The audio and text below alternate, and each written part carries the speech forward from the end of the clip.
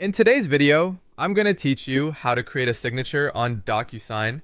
By the end, you'll know exactly how to open your document, create a signature that fits your needs, and finish the signing process with confidence. To start, you can get into your document in two simple ways.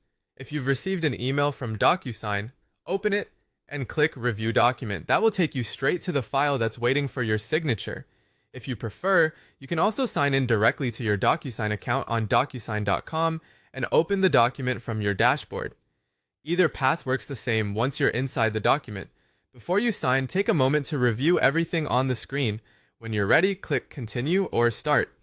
DocuSign will guide you by highlighting exactly where your attention is needed, including signature and initial fields. When you see the Sign Here field, click it. A Create Signature window will appear, giving you 3 ways to make your signature. First, you can type it.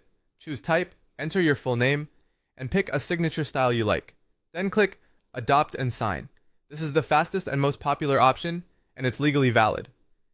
Tip: make sure the name you type matches the name you intend to sign with on the document. Second, you can draw it. Select Draw and use your mouse, trackpad, or your finger if you're on a phone or tablet. Once you're happy with how it looks, click Adopt and Sign. This is great if you want a more handwritten, personal feel.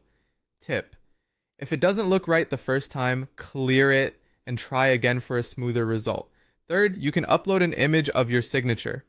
Choose Upload and add a PNG or a JPG of your signature. For best results, use a clear, high-contrast image on a plain background. Then click Adopt and Sign. This option is ideal if you want consistent branding across documents. After adopting your signature, DocuSign places it for you.